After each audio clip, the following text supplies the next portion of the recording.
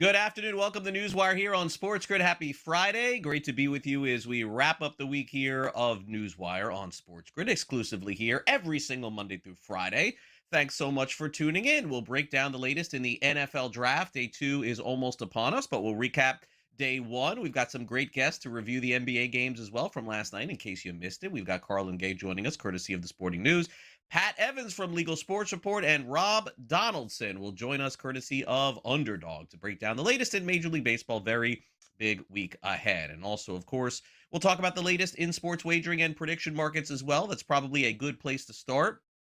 Very big news yesterday coming in the way of Kalshi. The feds have arrested a special forces agent who profited from using Kalshi. Get this, ABC News is reporting that they've arrested a special forces soldier who was involved in the capture of Nicolas Maduro in Venezuela, who made $400,000 on Polymarket. The soldier placed bets on the removal of Venezuela just hours before his capture. So obviously he knew something was happening, and that's ended up what happening and made money there. But naturally, this is what's going on in the world of prediction markets and sports betting. But again, with some of this being legalized, it's important to note that if it wasn't, we may not have ever had this happen or find out. So stay tuned. The story to continue. All right, day one of the NFL draft officially in the books. Here it is, the first round of the NFL draft. Some trading definitely prominent. Some surprises definitely happened. But the good news is that number one overall pick did indeed go to Fernando Mendoza. What a nice young kid who is the number one overall pick in the 2026 draft. He will play for the Las Vegas Raiders next season. They have not said whether or not he will start the first game of the season for the Raiders, but he will be a big part of their franchise and their future moving forward. So then things got interesting. Of course, the number three overall pick, we'd heard so much about Arizona potentially trading out of that selection. They did not. They took Jeremiah Love with the third overall pick. Of course, he will be the cornerstone of this Arizona offense moving forward. And for fantasy football purposes, probably a first round pick coming next year out of Notre Dame. His teammate, Jadavian Price, was drafted by the Seattle Seahawks with the final pick in the first round. Maybe the biggest surprise of all is the future is now, I guess, for the Los Angeles Rams. They decided, shockingly, to take Ty Simpson when they have Hall of Fame quarterback Matthew Stafford. So this builds for the future, and they used a really high pick, too, 13th overall out of the University of Alabama. We'll hear from their general manager, Les Snead, and maybe not as much from their head coach, Sean McVay, who is making the rounds on the internet today for, I guess, what he didn't say about drafting Ty Simpson, who will sit behind Stafford for at least this season. Meanwhile, Mekhi Lemon ended up being drafted a little bit later than most people thought. His total was around 14, 15. Highly unusual to hear a player get a phone call from a team he thinks he's being drafted to and ends up somewhere else, but that's what happened. He ended up going to the Philadelphia Eagles, and it would absolutely appear at this point that the Eagles will trade A.J. Brown sooner, if not later. Lemon and Devontae Smith will be the wide receivers for the Eagles this season. And of course, day two will come up later. And on Monday, we'll recap the entire draft for you. Now let's get to the NBA last night. As suspected, the Atlanta Hawks are in it to win it. They now lead the series against the New York Knicks. 109-108 the final yesterday. Jalen Johnson, 24, 10, and 8. CJ McCollum had 23 points as well. The Knicks once again went cold in the end, and Quinn Snyder is feeling it right now, having his team at home with a chance to go up 3-1 this weekend. Here's Snyder after the game. We guarded multiple actions and helped each other too, and didn't foul. That was a huge part of it. I thought, Onyeka showed his hands. JK pursued. Dyson, got knocked down and got back up, and I think, was shifted and really made it congested in the lane. So a lot of good things happened on the possession from, it's one of those kind of all five guys. Yeah, the reality of it is, and I told him this, it's a 7-game series for a reason. Stuff's going to happen. There are plenty of teams have been down 1-2. Shit, I even think Oklahoma City was down 1-2 last year, and they end up winning it. So I'm not saying we're going to win it or anything like that, but the reality of it is it's 7 games, and you take one game at a time. Each game is its own entity, and that's what I told the group. Now, this should sting because we gave ourselves a chance knowing that we didn't play our best basketball. So it should sting. But we need to feel it and get ready to be locked in for the next game, which we will be. See about that, says Mike Brown. Okay, home cooking for the Timberwolves, big time yesterday. 113-96. How about that? Not even a close game. Jaden McDaniels, 20. Anthony Edwards, 17.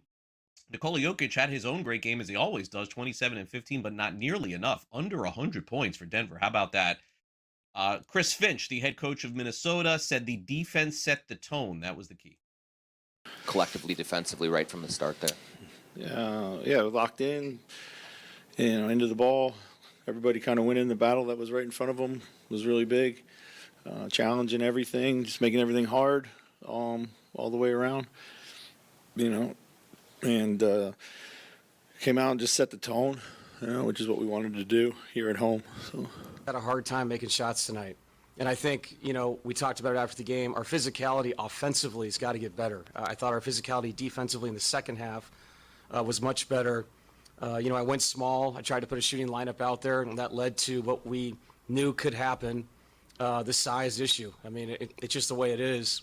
They got to the paint, and then if you double that with transition, that's just, you're going to put yourself in a tough spot, not to mention only 39 points at the half.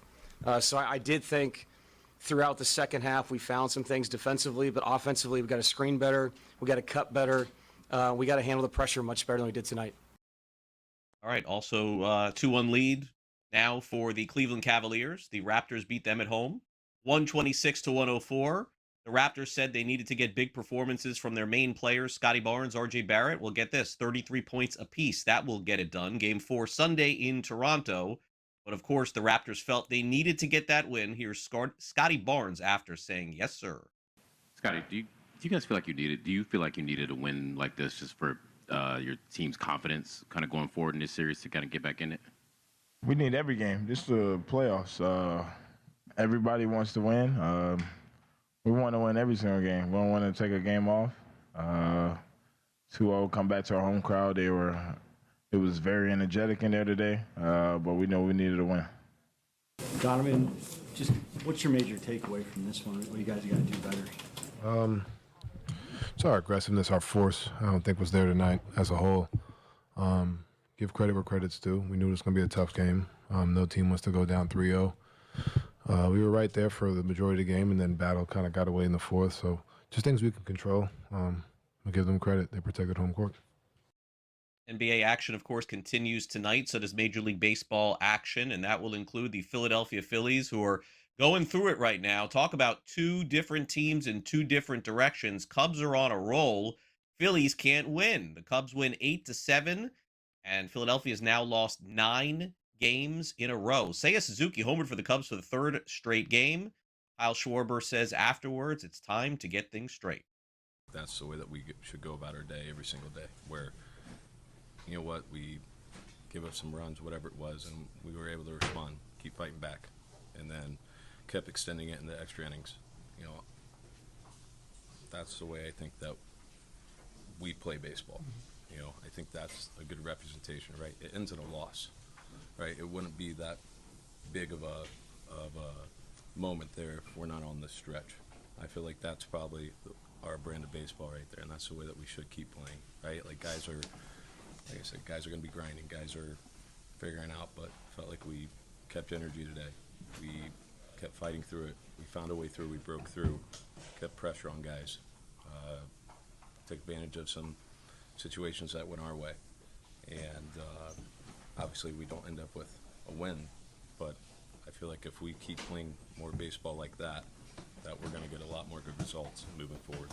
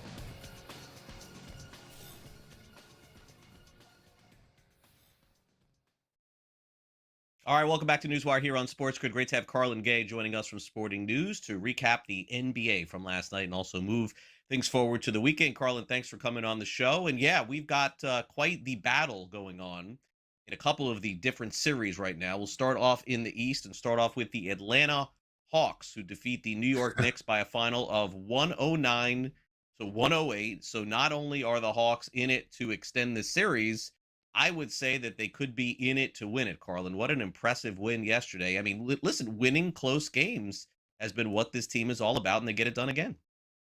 Yeah, it's very interesting. I think all the three games last night, anytime, of course, you get into a game three situation, you always expect that team to kind of, the team that needs that win to kind of show up and really kind of just have an effort from start to finish that changes the series. And I think the Atlanta Hawks were expecting to be punched back after they stole one, basically, in the Garden in game two. Like, they went in there. No one was expecting them to kind of close the fourth quarter the way they did. And you blink, and all of a sudden, it was a 1-1 series. So I was expecting the Knicks to come out with a little bit more fire than they did. And they played well for a bit. They led by as many as 5. And then all of a sudden, the game flipped on its head, and Atlanta just started taking over that game. And you can feel the crowd even in that arena feeling like, hey, it went from, we're just happy to be here to like, oh my God, we're going to do this. Oh my, like, we should win this game. And that is a dangerous, dangerous place for the Knicks to be, because normally, I think even in games in Atlanta, Knicks fans normally travel pretty well to Atlanta. Yeah, and it's normally like a 60-40 split. So they kind of feel comfortable playing in that arena. That didn't look like that last night. It looked like the Hawks were the more comfortable team. I know the scoreline is not going to show it, but I thought throughout the game, the Hawks were the better team. And Yeah, the Hawks seemingly always getting into these situations at home with the opposing fans there. It's just been a thing for them through the years, but they're favored to win the series now, very close. Minus 126 on the money line. Hawks, by the way, simply put, can win the series, but they'll obviously have any aspirations of doing it. They probably have to win their next game at home to go up 3-1, but we'll see. Okay, meanwhile, the Toronto Raptors are back in their series with the Cleveland Cavaliers, so that's a really good sign for them. Barrett and Barnes both coming up big. And the Cavs, I mean, I don't want to say they didn't show up yesterday, but it's kind of like they handed one, it felt like, a little bit to Toronto. I wonder what the series is going to look like moving forward. I thought the Cavs were going to wipe them out, but definitely not the case. So give credit to the Raptors. you know what? I will give credit to the Raptors for two things. Because I think in the first two games, if you were really watching those games, you saw what the Raptors could do on the defensive end. They've guarded pretty well. Like, James Harden and Donovan Mitchell are going to be two tough guards. They're going to get their average. Not much you can do about that, but I think they were able to kind of slow down the rest of the Cavaliers and keep it close. The problem was for Toronto is they didn't have enough offense to win those games.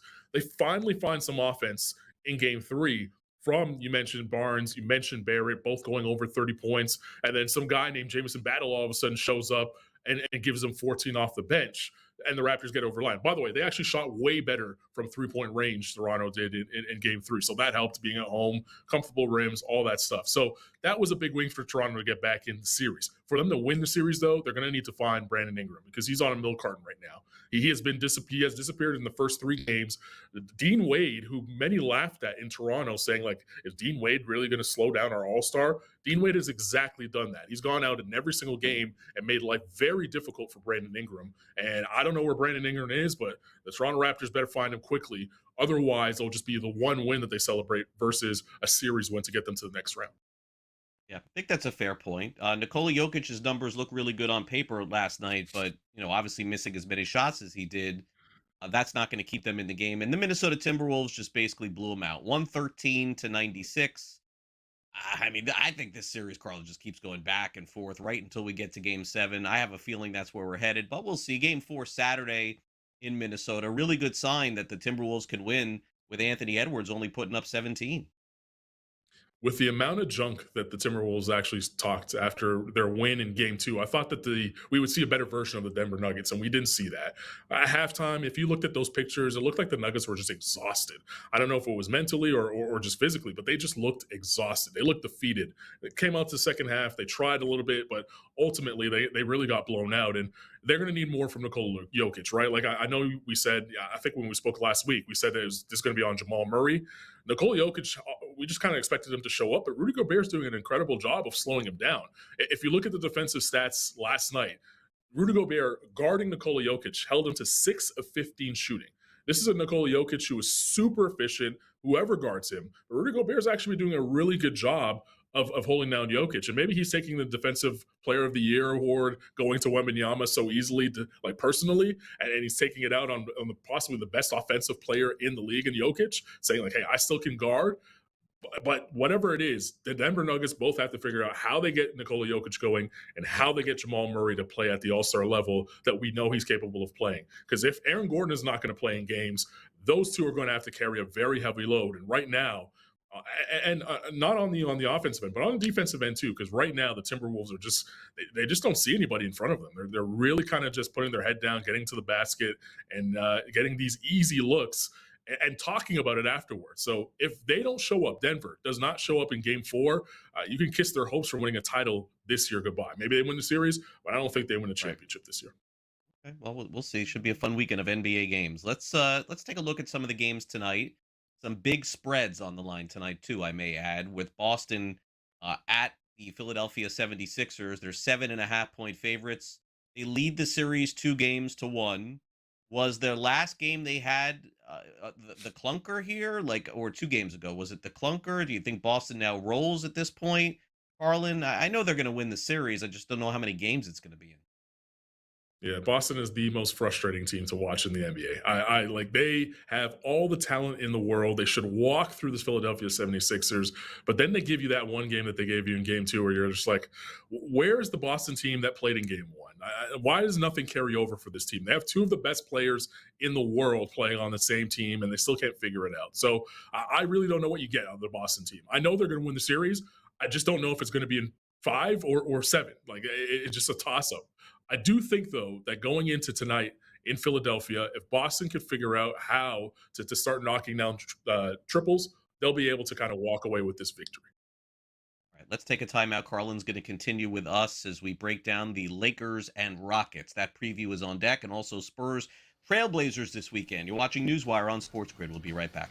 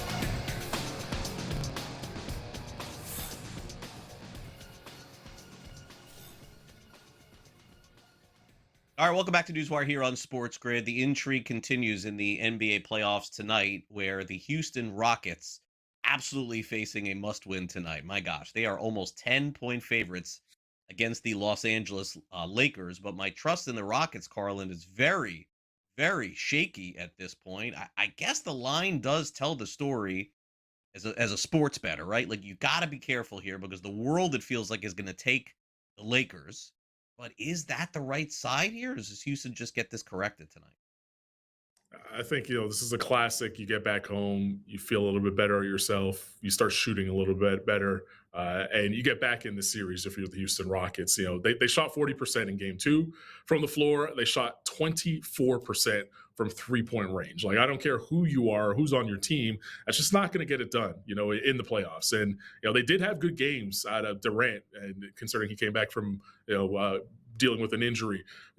Smith played well, 18 points in that game. Şengün had some moments as well where, he was a double-double. And they got some good minutes out of Tari Eason coming off the bench as well in that smaller kind of reduced lineup that we know that Ime Udoka likes to go to in the postseason. So I do think offensively they'll figure it out and they'll be able to shoot better. And that alone should give them the opportunity to win this basketball game. They, to your point, they have to win the basketball game. The other thing is, LeBron James is kind of one of those classic chess, not checkers players where he knows, like, all right, we're up 2-0. I don't have to empty the gas tank here if it's not happening for us tonight. So, if you are looking at a prop bet, I would look at whatever LeBron James's points prop and look at that seriously and say, hey, if you expect the Rockets to come out and shoot the lights out in the first half, I expect LeBron to kind of put it down in second gear and kind of give him the game. I know no one wants to say that, but that's kind of how he treats some of these playoff series. He knows when he has to turn it up, and he knows when he has kind of some house money to play with. Winning those first two games in this series, he has house money to play with, especially without Luka. So I expect him to say, like, hey, if we don't have it tonight, I'm not gonna add the gas tank. There'll be another day, and we'll live to see it. So if there's a prop bet out there, I would take the LeBron under it in this one specifically. Okay, very good stuff. All right. Now, it would appear that Victor Wembanyama is not playing for the San Antonio Spurs because the point spread is indicating that. They're very light favorites against Portland. And it doesn't even really feel like there's a hedge if he does play because then the line would be Spurs -3 or 4. It's -2.5, Carlin. So that kind of tells the story here. And then I guess I need to lean on you for here. Without Wemby, do the Spurs have the opportunity to, let's just say, win one game in Portland? Because I would imagine that crowd is going to be jacked up, man. They haven't been in this spot in a long time. Yeah, they're going to be fired up regardless of whether or not they're wearing those playoff T-shirts that their owner decided not to buy for them. But yeah, they're going to be fired up, and they're also going to be the other team that shoots better because they didn't really shoot that well in San Antonio. They were just very gritty and feisty, and I honestly wasn't expecting that out of Portland after losing Game 1. They came back out and surprised me with the way that they played basketball and made it a playoff style basketball game, and that's surprising for a team that doesn't have that much playoff experience on their side. On the flip side, I think the Spurs is going to have to go into Portland and really play, grind it out. Like, if I want to use a football analogy, since we're in draft season, they're going to have to run the ball and slow the game down a little bit. They're just going to have to muck it up. They're going to have to kind of use all 4 downs here and, use a tush push on 4th and 1 just to get across the line. This, if you're looking at a total, this is not going to go, no one's going to score 110 points in this basketball game. It's going to be low possessions. It's going to be grinded out basketball. And I think the San Antonio Spurs are going to have enough to get over the line because they are used to playing without Victor Wembanyama. They've had to do that in the regular season. It's not foreign to them, and they know how to play without him. So this is having Victor not being in the game is going to give the ability for them to kind of just play loose and free and go out there and play their style of basketball. And I think they're just going to slow it down and really grind this one out on the road. All right, so let's move to tomorrow if we have time to at least preview one game. Detroit, Orlando. Detroit's light favorites against the Magic, who to me, I'll flip my coin on this game because I literally have no idea which Magic team is going to show up. I assume Detroit will win, and I assume that they'll just put Orlando out of business for the season over the next 2 games. But what do I know? I mean, Orlando just surprises people. They have been surprising a lot of people this postseason. I'm looking at a prop bet here with Jalen Duren. I think he gets a double-double here. This is a game where he kind of shows up and reminds people, by the way, Cade Cunningham is nice, but I was also an all-star we won as many games as we did, and we're a number one overall seed. This is a Jalen Duren game to me. He's going to show up, have to dominate inside, and kind of get Detroit over the line here and get them back in control of the series. As always, Carlin, appreciate the contribution. Enjoy the games this weekend. Hopefully we'll catch up next week. Thanks again. Likewise. Have a good one. All right, we'll take a quick timeout. Coming up next, Pat Evans is back on the show. Is that right?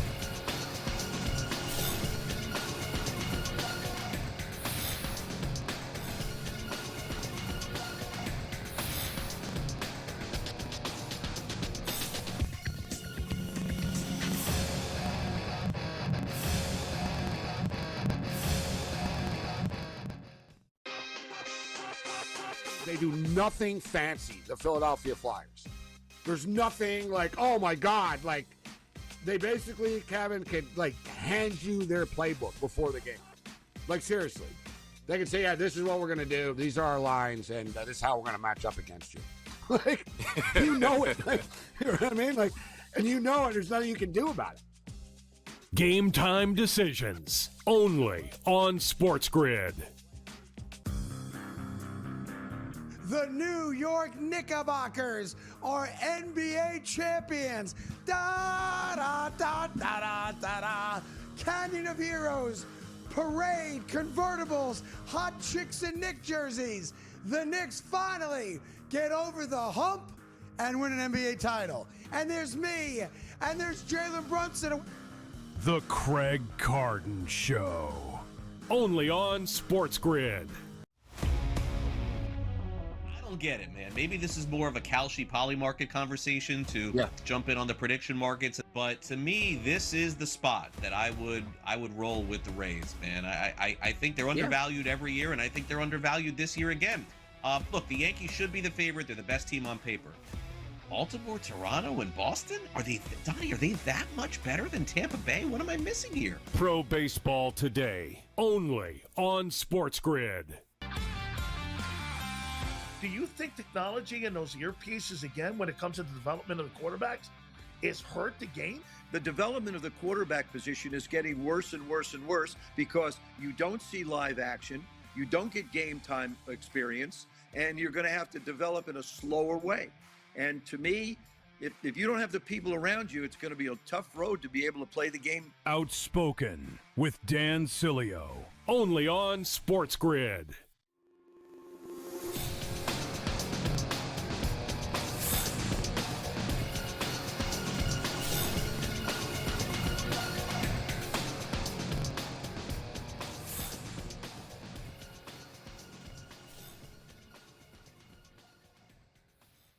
All right, welcome back to NewsWire on SportsGrid. A familiar face makes his return to NewsWire from Legal Sports Report. You would have to be a very big fan of this show and be watching this show about, I'm going to say, a year and a half, 2 years probably it's been. It feels like longer than a year for sure since we've had Pat Evans back with us. How long has it been?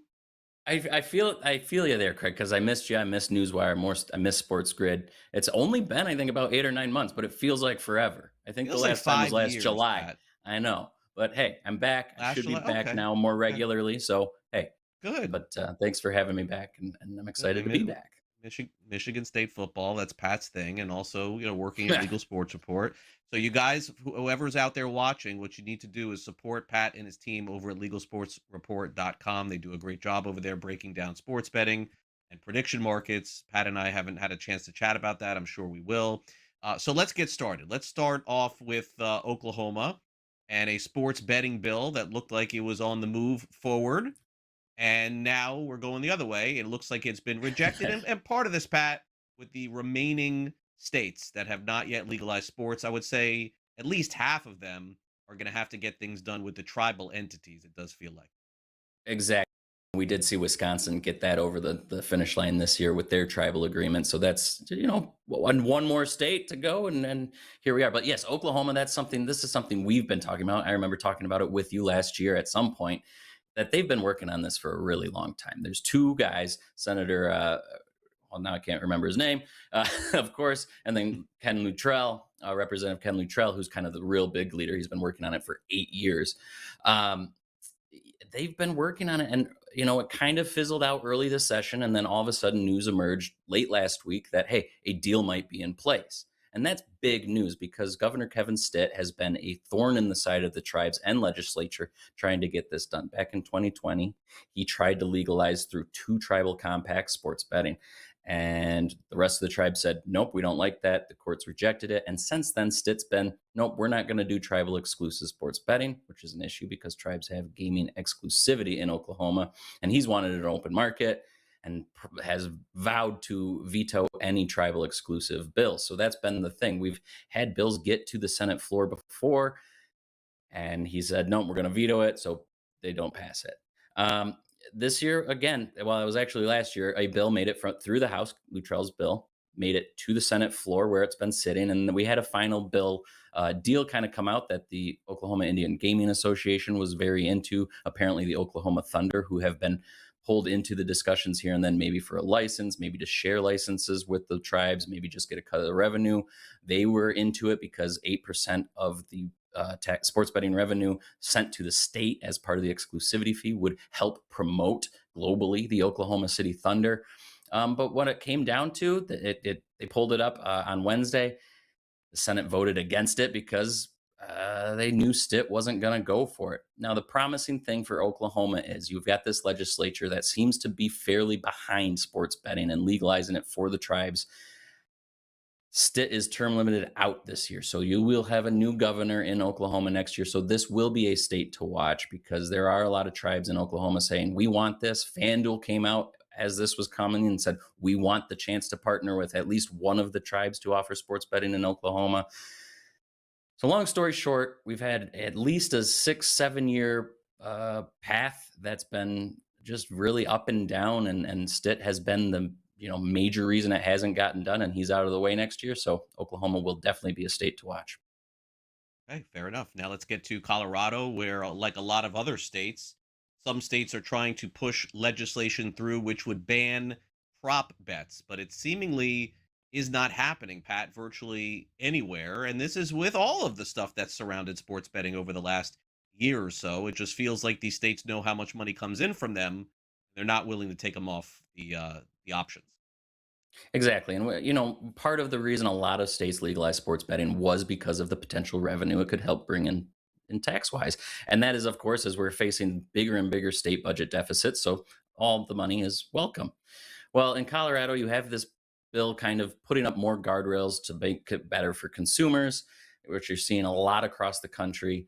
And this bill did advance out of a committee. It makes it so that sports books can't limit bettors, but they can't use credit cards to fund their accounts. They can't make more than 5 deposits in 24 hours. They can't advertise, sportsbooks can't advertise during games, things like that. But this committee went ahead and stripped the prop bet ban out of it because of what you're saying. The budget deficit in Colorado is very high.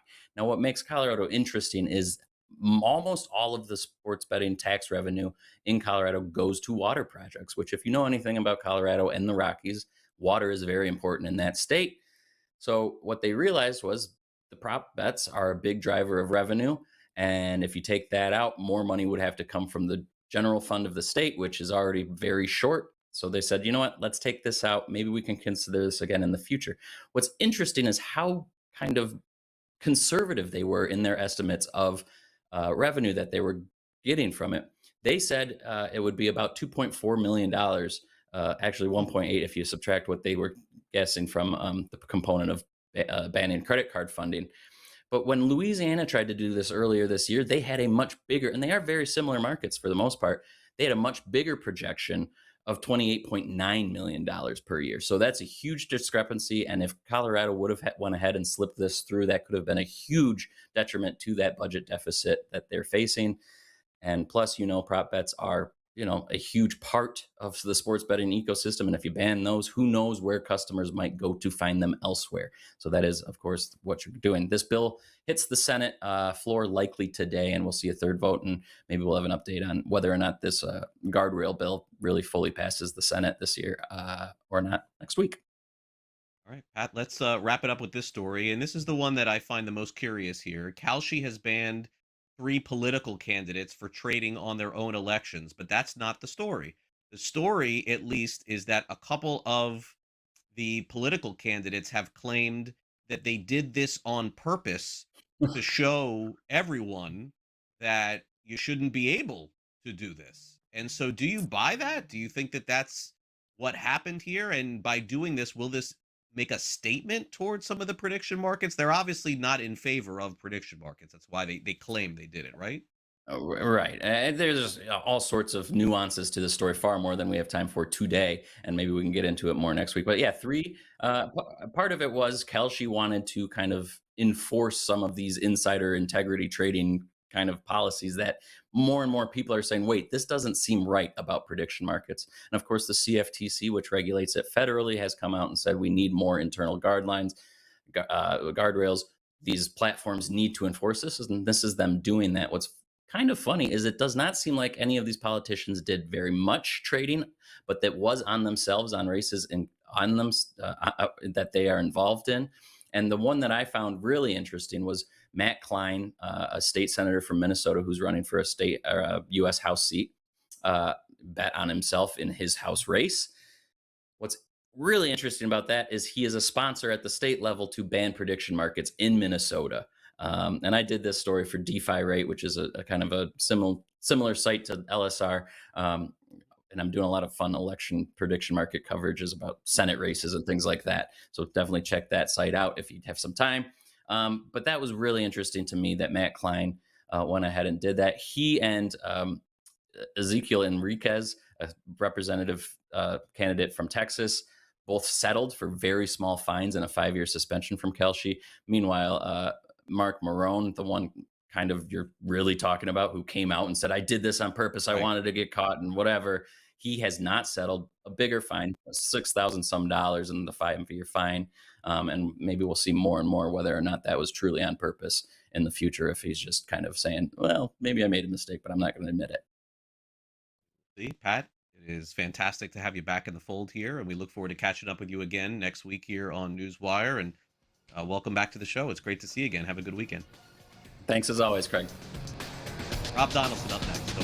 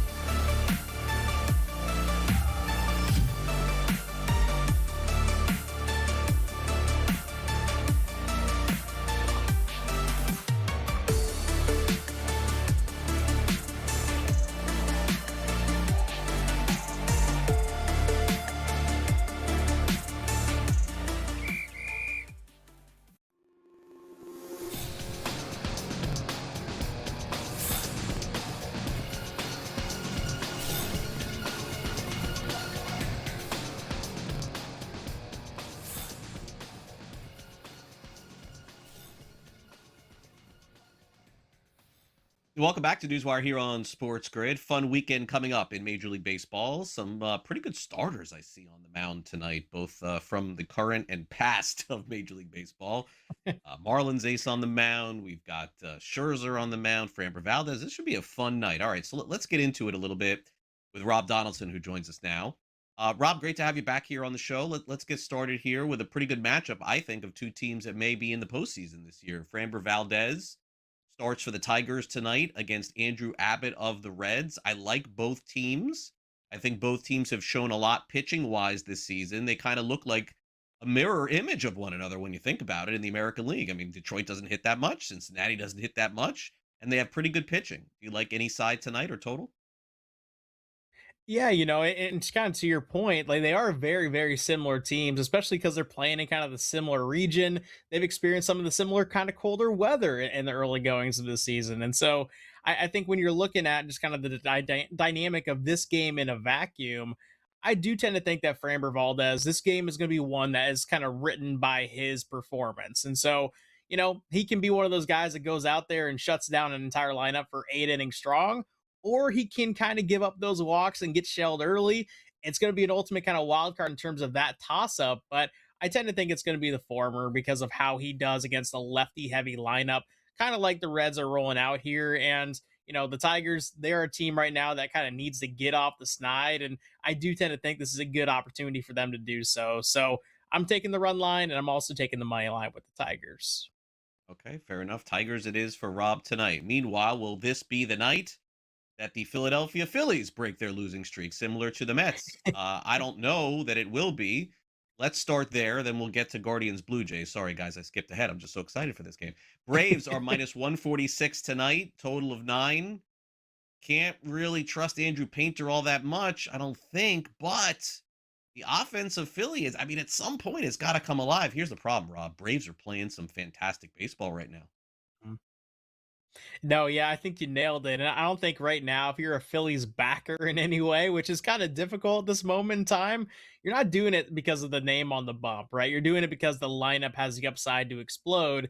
We kind of saw that in the back half of this last Cubs outing where Cubs bullpen came in and the Phillies were able to knot it up late before their bullpen inevitably kind of gave up that final blow in the bottom of the ninth. And so I tend to think right now the Phillies are kind of moving in the right direction of that lineup, and a guy like Grant Holmes, who is going to challenge hitters and challenge a lot of lefties in particular tonight, I think it's going to spell a little bit of disaster. It's probably the best opportunity the Phillies have had to put up some significant runs and also to get that win.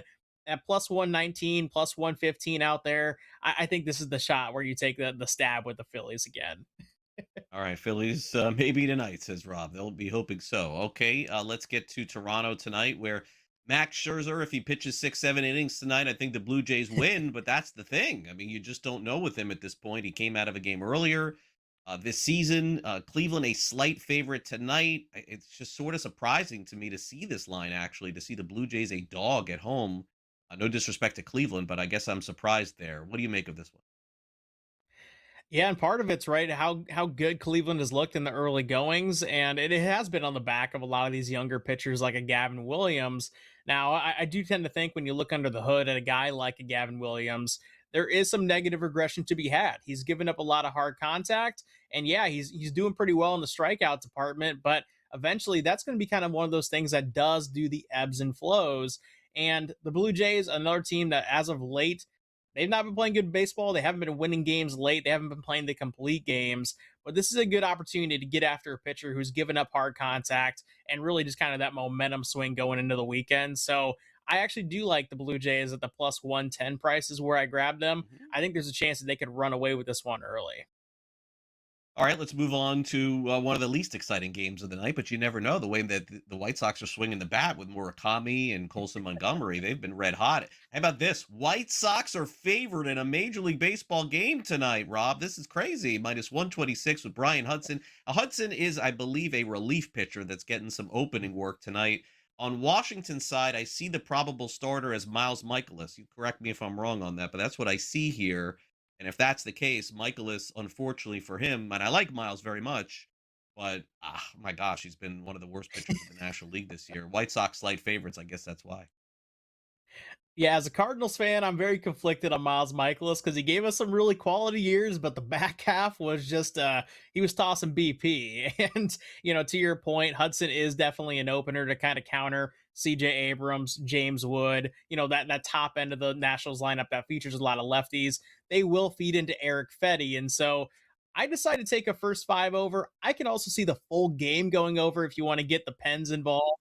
But ultimately, I think Miles Michaelis, and when Eric Fetty does take over in that second inning, it could be just an explosion on either side. And so a flat over of a straight five through the first 5 innings, I think either team could score five on their own. All right, fair enough. Let's do New York and Houston. The Yankees are hot right now. Houston seemingly a little bit back on track here. But do the Astros have enough beyond Yordan Alvarez, who's been carrying them? Yankees minus 140 tonight. Will Warren and Lance McCullers. Do you have an opinion on this matchup tonight? Yeah, I took an interesting angle here with the team total over for the Astros of 3.5. It was kind of dangling out there at a very juiced price, and so it might not even be out there anymore. But I tend to think this is kind of one of those spots where the Astros can get back in some good straights offensively against a guy who, again, is going to be attacking the zone and really attacks the zone with what the Astros kind of tee off on, the fastballs that sit mid 90s. And so although I think the Yankees are going to have a really good chance to win this game with their offense going up against McCullers, I tend to think the Astros offense is going to score runs. And so I went ahead and took that team total over 3.5. All right, let's take a look at Rob's final card for tonight. For those of you who are getting involved in sports betting and baseball, he's got the Tigers both on the money line and the run line. He's got the Blue Jays, the Phillies, Nationals over first 5 innings, Astros team total over 3.5. And then tonight, the Cubs, who have been red hot, take on the Dodgers with the total of 9 or 9.5, depending on where you see it on the board. Rob, thanks as always for coming on. We'll catch up again soon. Sounds good, Craig. Have a great rest of your show. Like some solid picks there from Rob. We will wrap things up for the week next on NewsWire.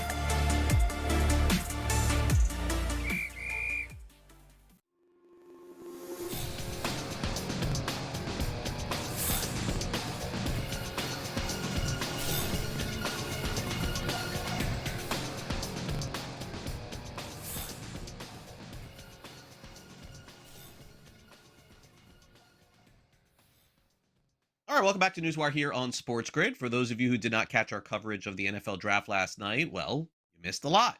In fact, one thing that you may have missed was the Los Angeles Rams drafting a quarterback in the top 15. They took Ty Simpson from Alabama. Some people thought Simpson would go at the end of the first round, but it looks like now the Rams have their quarterback of the future.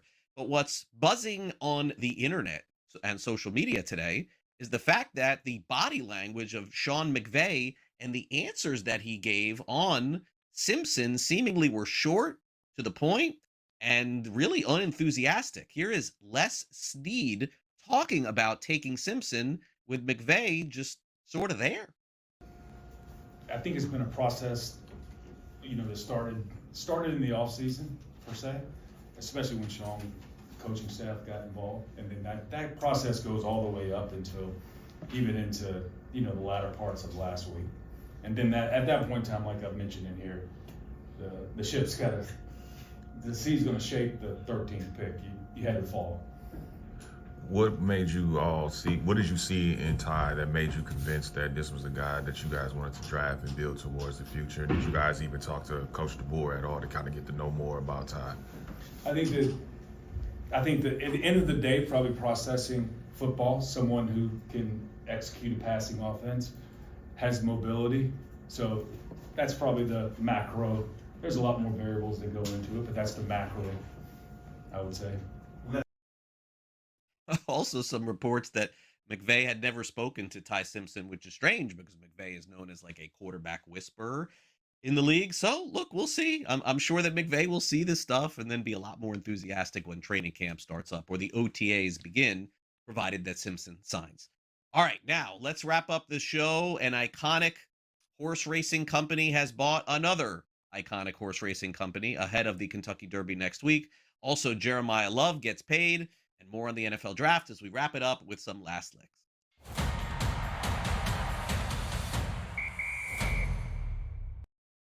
All right, how about this story that came out yesterday? It's a very big one in the world of horse racing. By the way, Kentucky Derby next week. We'll have a preview of that. It's sneaking up on us yet again, but here we go.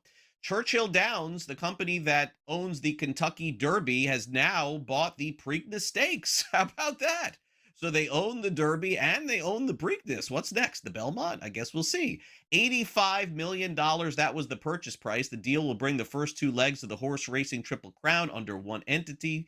Kentucky Derby and Preakness, both with Churchill Downs. It should be finalized after this year's Preakness will be the final one, with the Preakness owning its own stake, which is scheduled for May the 16th. Now, naturally, it's always fun when we have a Triple Crown. I love horse racing. I think it's a lot of fun, but naturally, this will be interesting to see how they sort of handle things, because when you think back in the world of betting and sports betting, it always kind of began with horse racing. So the Derby and Preakness, both owned by the company of Churchill Downs. Nothing on the Belmont, by the way. I think Belmont Park and own separate entity moving forward. Okay, how about this one? Didn't see this one coming. Because Jeremiah Love is the third overall pick, and because the CBA just keeps, collective bargaining agreement keeps going higher and higher, and money and salary cap keeps rising and rising, Jeremiah Love will be the highest paid running back without taking a snap in NFL history after being drafted third overall. Because of the slot, he is guaranteed $50 million with the third overall pick. That beats Saquon Barkley's $36 million and last year's Ashton Genty's $35 million, which is just sort of crazy. Now, I think Love will probably end up being worth it. I think he's going to be a great running back. He was fantastic at Notre Dame. I personally think he's better than Genty. Barkley, I don't know. He rushed for 2,000 yards. I can't throw that on him. But, yeah, $50 million without even playing. These salaries in the NFL are going up, but they should, because the money is going up like crazy in the NFL too.